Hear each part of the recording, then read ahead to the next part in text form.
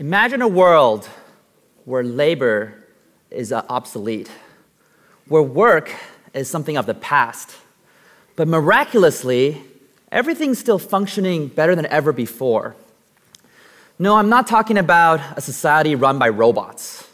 I'm talking about a world harnessing the power of play. And I believe that there's a lot we can learn from games to make that world happen. So today, I'm going to talk to you about how gamification can make our world a better place. So let's start with games. Who plays games? Most of the people, when they think of a gamer, they think about people like these. Little kids and guys who are probably single, probably unemployed, and eat pizza onto their shirts. But the actual statistics could be very surprising to many. The average gamer is actually 35 years old. Almost 70% of them are over 18. About half of them are women, which means there's actually more adult women playing games than male under 18, if you consider social mobile games like Candy Crush or Angry Birds. So what does this mean? This means that everyone can be a gamer. This is a very generic demographic. This could be your clients, it could be your employees, it could be your children, it could be your parents.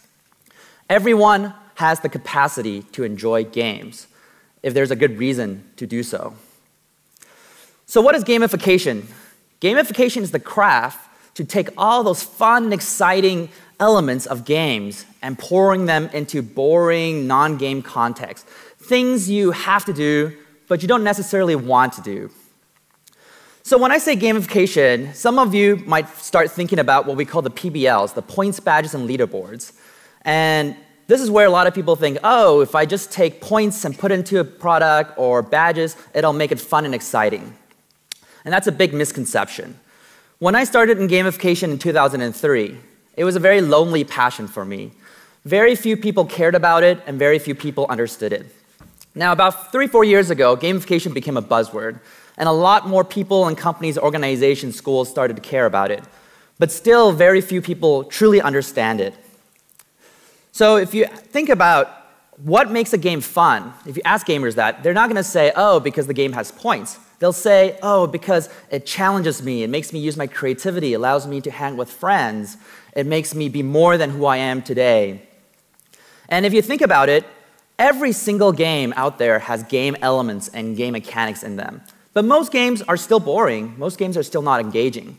So it's very naive to think that, oh, if I just take these game elements, mechanics that you can find in games that are even boring and pour them into products and experiences, it'll automatically make it super fun and exciting.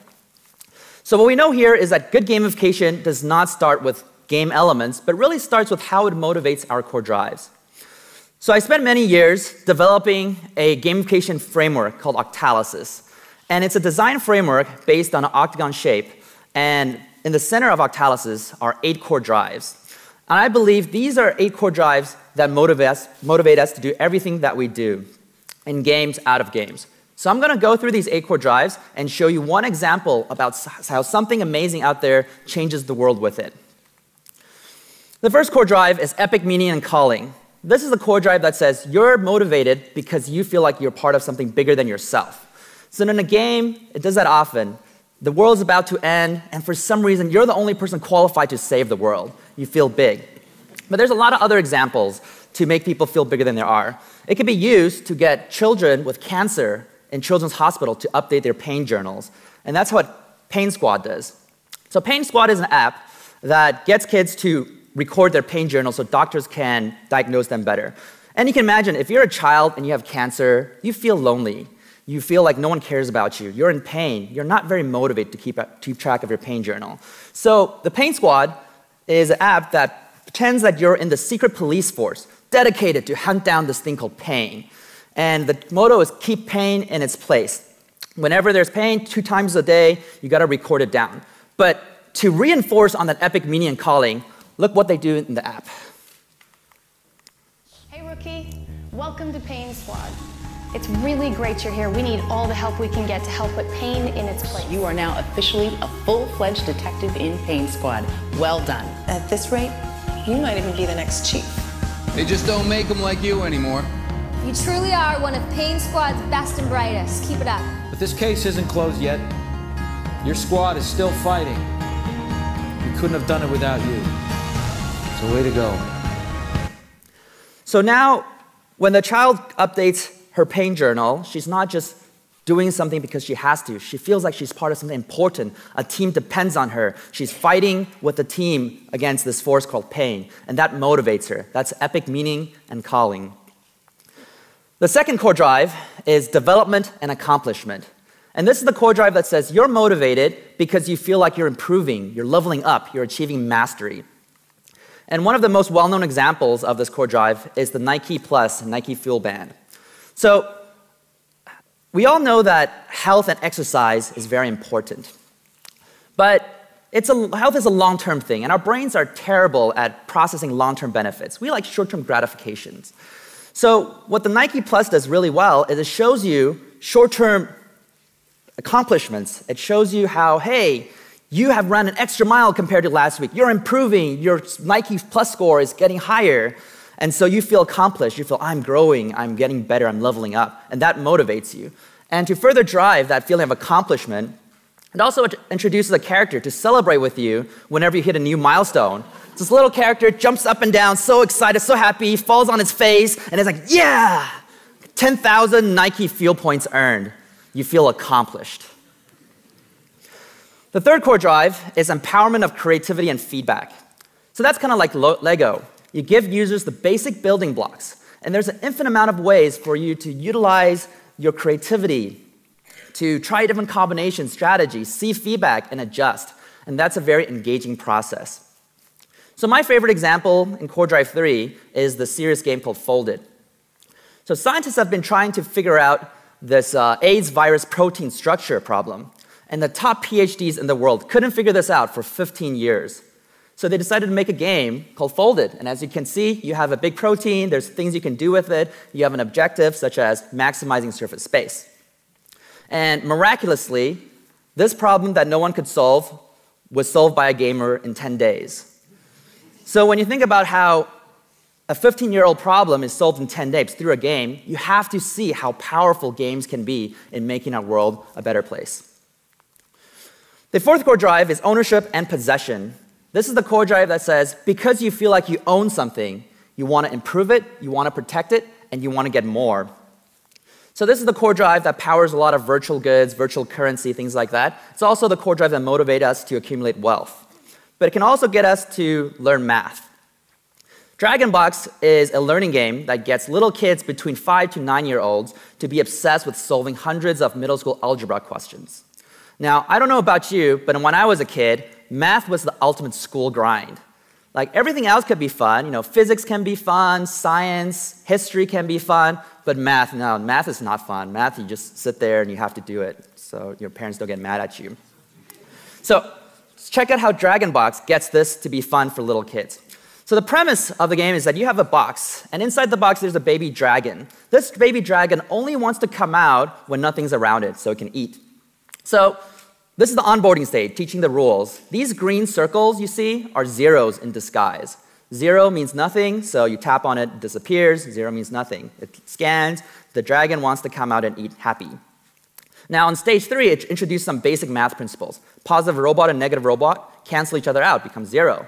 -2 and +2 cancel each other out, become 0. And now the dragon scans, and the dragon wants to come out and eat again. And you can see the little dragon turns from an egg to a little baby. Nice.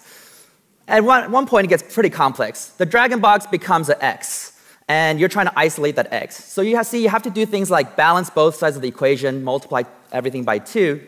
You also need to make sure the numbers are optimally solved, so no 2/4. So you can see in this process, the child is trying to make sure this is optimally solved, and the dragon will eat it because it's yummy. But the other two, they're not, so dragon refuses to eat it. Those will be yuck. As you can see, it'll be yum, yuck, yuck. You know, bad numbers. Dragons don't like bad numbers. So the child only gets 1 star out of 3. So now the child doesn't even know he's doing math. He's just trying to feed his dragon, grow his dragon. He's like, oh, why don't I get 3 stars? I got to figure out a better way to isolate this so the dragon wants to eat everything. Something really, really amazing. The 5th core drive of Octalysis is social influence and relatedness. This is pretty straightforward. This is Basically, what you do based on what other people think, do, or say. And my favorite example here is OPower. OPower is a utility SaaS company that tries to get people to lower their utility bills. And they saw that the best way to change people's behavior is to show them how their neighbors are doing.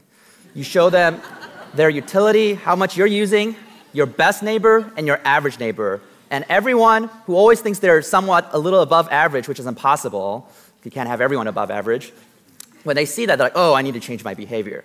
So with OPower, within a year, they saved over $250 million of utility bills. And that's a lot of electricity, over 1 terawatt. The sixth core drive of Octalysis is scarcity and impatience. So this is a core drive that says you want something just because you can't have it. Like if grapes are on the table, you really don't care about the grapes. But if they're on a shelf just beyond your reach, you're always thinking about those grapes. You know, can I have them? When can I have them? Are they even sweet? And Kickstarter is a great example that utilizes a lot of great game design techniques. They first dangle this great reward, this great prize in front of you, cool technology.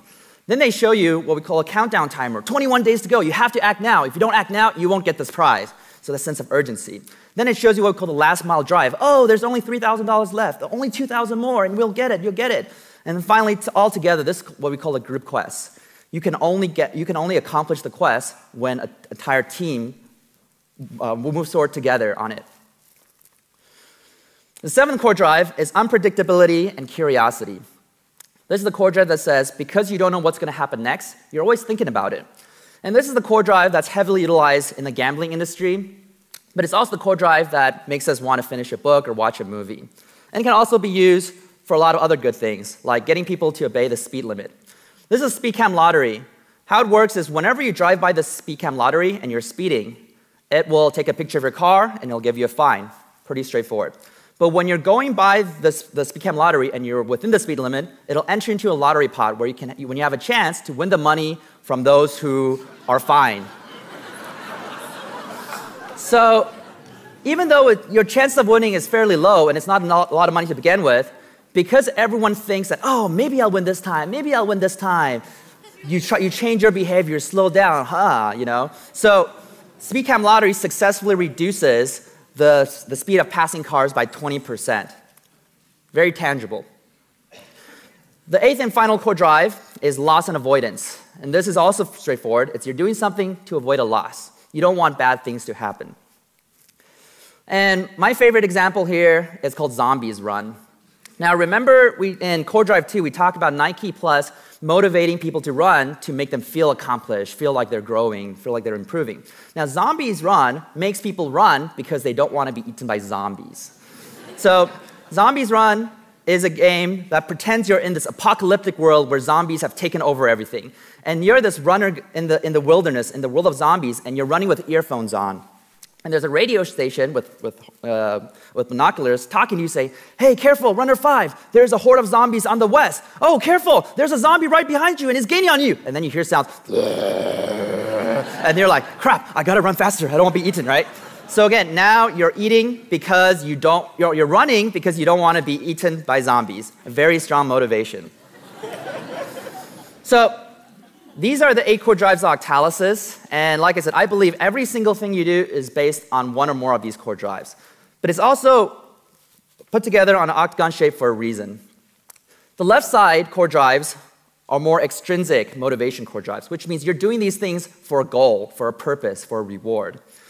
The ones on the right are the intrinsic motivation core drives, which means you're doing it because it's just enjoyable. You don't need a reward to use your creativity. You don't need a reward to hang out with friends. And you don't necessarily need to gain anything by being in the suspense of unpredictability. In fact, most people have fun losing money in casinos.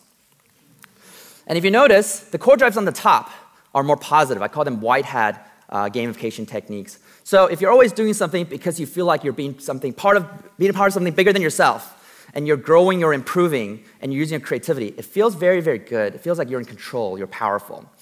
The ones on the bottom, I call them black hat game techniques. And if you're always doing something just because you want to avoid a loss, just because you don't know what's going to happen next, or you can't have something, it's going to be very, very powerful in motivation, but sometimes in the long run leaves a bad taste in your mouth. And it's not a very sustainable long-term design. So once you have that framework, you can start analyzing why different things are engaging and motivating. You can look at Facebook, how it motivates us, and maybe it lacks a little bit of epic meaning and calling, maybe a little bit of scarcity. You know, there's basically everything you want you can get on Facebook. You can look at things like LinkedIn, right? And LinkedIn, yeah, there's not a lot of space to utilize your creativity on LinkedIn. You create a profile, you look at people, that's about it.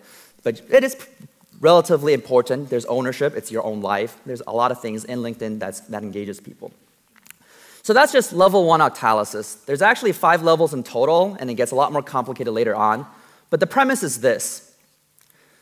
Good gamification design is a complex subject. It's not just slapping on points, badges, leaderboard, game mechanics onto an experience. It's never a cookie-cutter solution. And so when I started in 2003, I had a vision. I foresaw a world where there's no longer a divide between what you have to do and what you want to do. And in this world, all you have to do is play all day. And everything you need to do is getting done. You support your family, you have better relationships, your organizations perform better, and society overall becomes more productive. And I work every single day of my life to push towards that vision. But there's only so much I can do by myself. So that's why I need you to be part of that journey with me so that we create a world where whenever we wake up in the morning, we'll say, wow, that dream was amazing, but I'm so glad I woke up and back to reality because that's where the real fun is at. Thank you.